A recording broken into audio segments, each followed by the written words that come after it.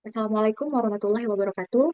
Izin saya dengan Andika Handayani saat ini akan mencoba memaparkan mengenai tugas akhir saya mengenai mendekatkan istana pada Gen Z, suatu strategi komunikasi politik pemerintah pada program Istana untuk Anak Sekolah. Pada slide berikutnya, lokasi yang melatar belakangi saya mengambil penelitian ini, istana ini kan sifatnya sakral dan berjarak. Secara historis, simbol-simbol arsitektural kekuasaan negara seperti Istana Negara, Istana Merdeka, dan kantor presiden yang ada di Jakarta selalu dipersepsikan sebagai ruang elit politik yang sakral, eksklusif, kaku, dan memiliki jarak psikologis yang sangat lebar dengan masyarakat umum. Istana dianggap sebagai ruang yang menakutkan dan tidak dapat diakses oleh warga biasa. Di bawah kepemimpinan Presiden Prabowo Subianto, Kementerian Sekretariat Negara melakukan terobosan komunikatif melalui peluncuran program Istana untuk Anak Sekolah. Ini merupakan sebuah upaya mendekonstruksi representasi ruang kekuasaan tersebut dan menandai pergeseran paradigma dari komunikasi formal birokratis satu arah menjadi pendekatan partisipatif yang ramah terhadap generasi muda. Pada slide berikutnya, berikut adalah transformasi digital dari istana yang tadi seperti disampaikan menakutkan ke konten pop Gen Z. Ini merupakan terobosan program di mana ratusan pelajar tidak hanya diizinkan melintasi batas fisik istana, tetapi dilibatkan langsung dalam simulasi pengambilan keputusan di ruang sidang kabinet paripurna melalui sesi diskusi Future Ready. Dokumentasi interaksi informal seperti dialog presiden dengan siswa melalui telepon genggam sekretaris kabinet dikemas secara estetis dan disebarkan masif melalui Instagram sekretariat kabinet. Sebagaimana pada gambar yang ada di sini. Berikutnya, metodologi. Metodologi penelitian ini yang saya gunakan hmm, menggunakan pendekatan kualitatif deskriptif dengan metode utama analisis framing melalui pisau analisis trilogi kognitif, agenda setting, framing, dan priming. Penggunaan multilensa ini didasarkan pada argumen bahwa framing tidak beroperasi dalam ruang hampa yang diproduksi oleh aktor dengan kepentingan struktural tertentu, diarahkan dengan segmen khalayak tertentu, menghasilkan efek kognitif tertentu, dan berpotensi mengandung pola persuasi sistematis. Berikutnya,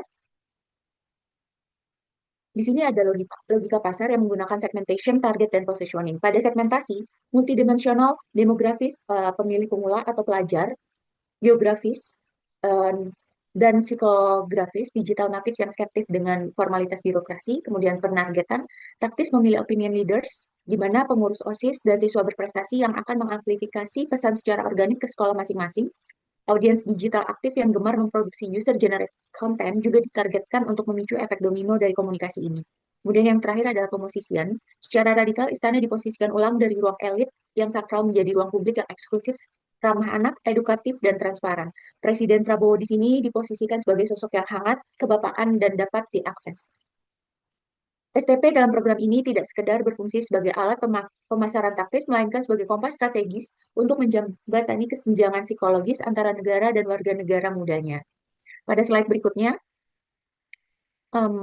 ekonomi politik media meretas kapitalisme platform. Pemerintah memproduksi konten video pendek melalui Reels dan TikTok yang menampilkan interaksi spontan dan hangat antara Presiden Prabowo dan para siswa.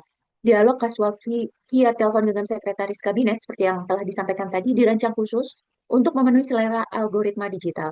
Para siswa turut berfungsi sebagai buzzer dengan memproduksi vlog pribadi secara sukarela. Ini menggambarkan hubungan simbiosis mutualisme antara kepentingan ideologis pemerintah dan kepentingan ekonomi pelaku media.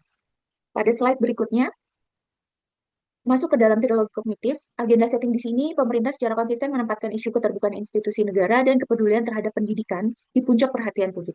Beranjak ke framing of situation, di mana mengubah adegan formal kenegaraan menjadi situasi informal yang hangat. Di sini juga menggambarkan framing of attributes yang menonjolkan karakter presiden, kebapaan, dan suportif.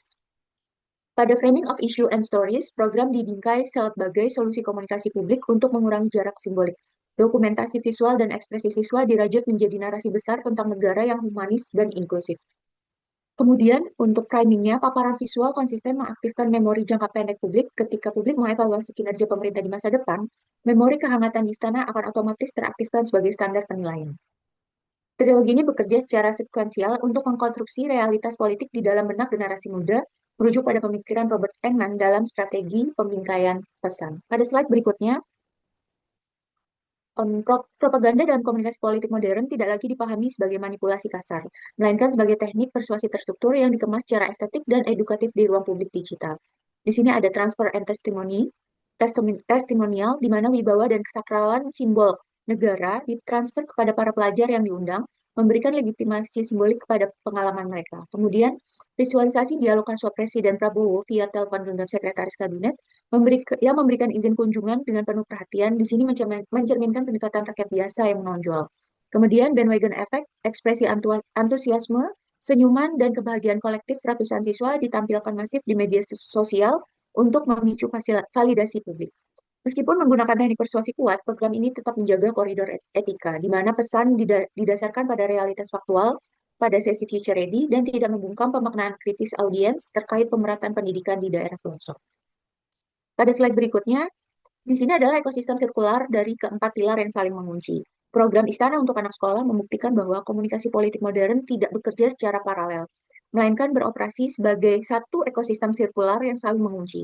Logika pasar segmentasi, eh, Logika pasar STP mengidentifikasi generasi muda sebagai mitra strategis yang kemudian diamplifikasi melalui kontrol saluran komunikasi resmi untuk meretas logika kapitalisme platform. Pesan-pesan ini dikonstruksi secara psikologis melalui pembingkaian situasi dan atribut untuk menggeser persepsi histori istana dan ruang eh, publik yang kaku menjadi ruang publik yang inklusif. Pada akhirnya, taktik persuasi seperti teknik transfer dan plain box propaganda menjadi instrumen eksekusi yang mempercepat penerimaan pesan ini di tingkat kognitif publik secara masif dan organik.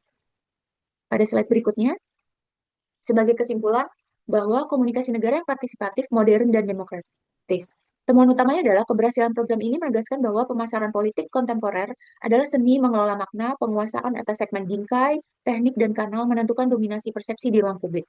Program Istana untuk Anak Sekolah menjadi cetak biru bagi perwujudan komunikasi negara yang partisipatif, modern, dan demokratis di era digital. Kekuatan persuasi ini tidak serta-merta menegaskan agensi aktif dari audiensi muda yang terbukti tetap mampu melakukan filter kritis terhadap realitas sosial yang mereka hadapi. Batasan etis yang dijaga menyajikan edukasi faktual melalui sesi Future Ready dan membiarkan dinamika opini publik tumbuh tanpa pembungkaman menjadi kunci mengapa program ini diterima sebagai komunikasi yang kredibel, bukan manipulasi politik yang eksploitatif. Pada slide berikutnya, demikian pemaparan dari saya. Semoga mendapatkan nilai yang memuaskan. Assalamualaikum warahmatullahi wabarakatuh.